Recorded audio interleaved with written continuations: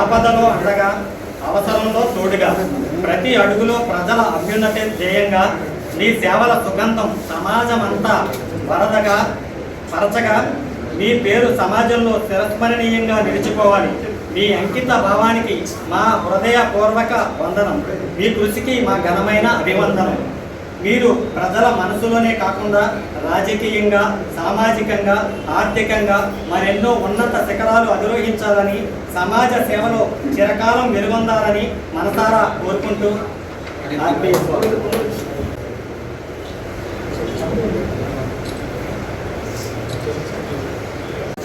ఈ సమాజంలో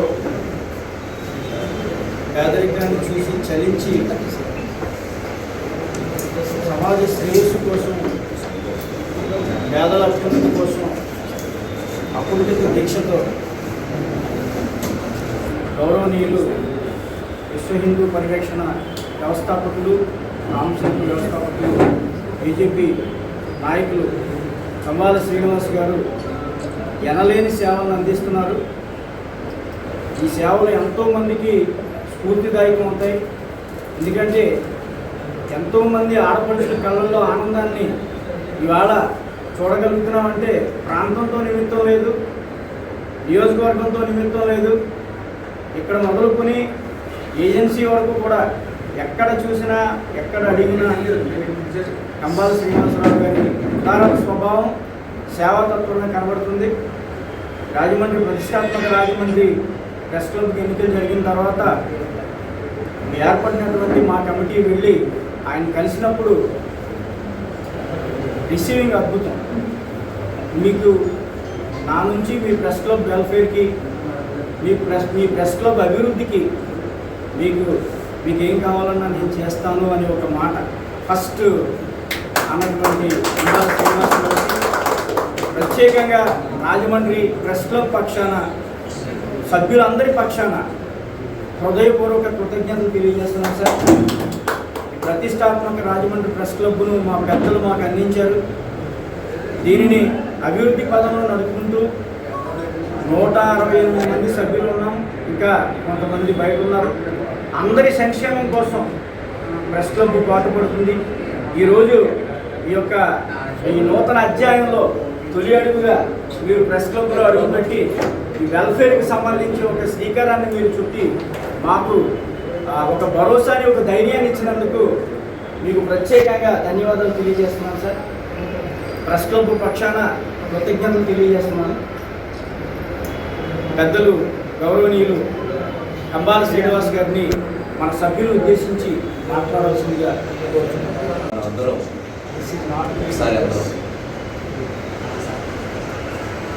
భారతీయులు మనందరం కూడా అని గర్వపడతాం. దీనికోసం ఒకసారి భారత్ మాతాకి చేయాలి. ఒకసారి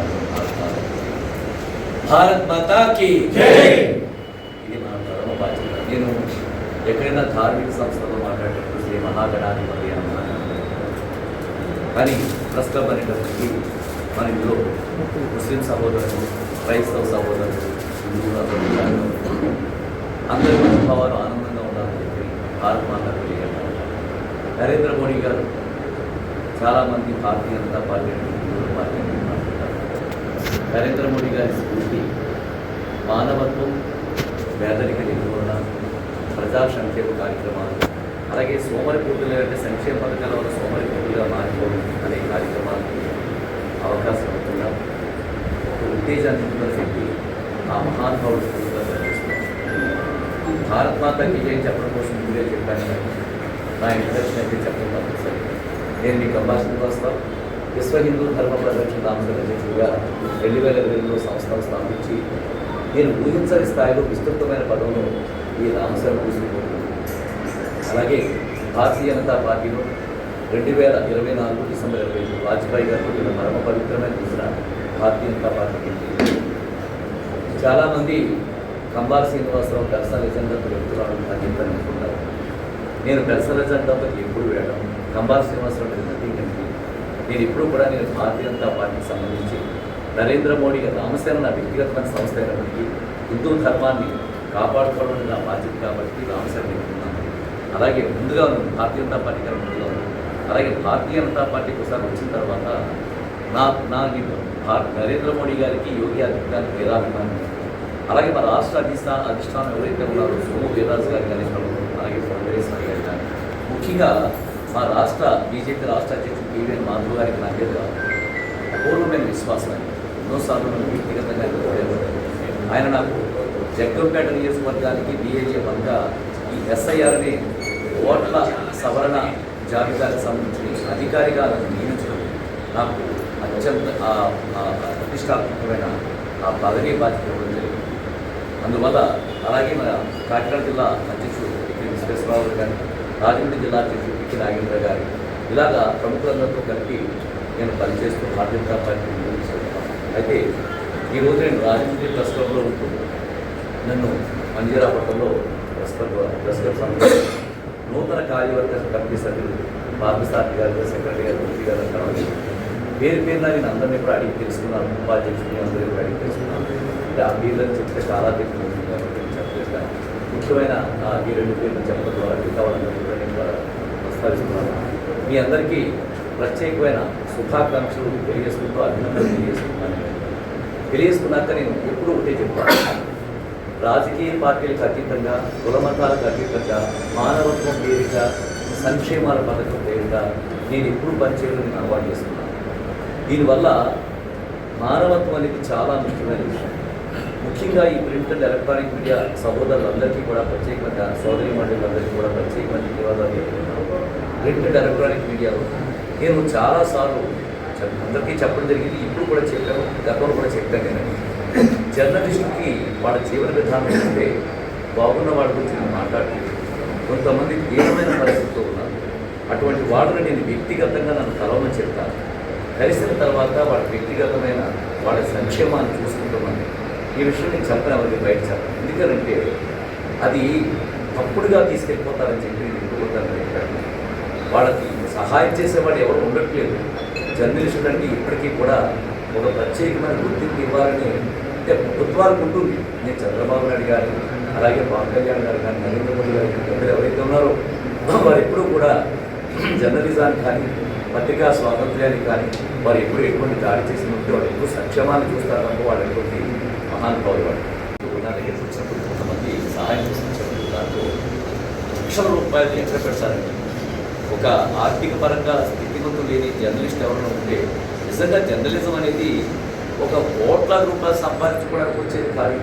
కేవలం జర్నలిజం మీద పిచ్చితోటి ఇందులో ఉండిపోయి ఇంకొక విభాగంలోకి వెళ్ళలేక, రియల్ ఎస్టేట్లో కానీ వ్యాపారాల్లో కానీ వెళ్ళలేక జర్నలిజం అనేది పిచ్చితోటి ఇందులోనే ఉండిపోయి జీవితాలను త్యాగం చేసిన ఈ మహానుభావులకి ఎందుకు కూడా చేసేదాన్ని ఎందుకంటే వాడికి ఇంకో దానికి ఎల్లబుద్ధి ఇందులోనే ఉంటారు, ఇందులోనే రాసుకుంటారు, ఇందులోనే ఇక్కడ దాంట్లో వాళ్ళ జీవితాలు త్యాగం చేయడమే కాకుండా పిల్లలు సమిధైపోతున్నారు, భార్య సమిధైపోతుంది, భర్త సమిధైపోతున్నాడు.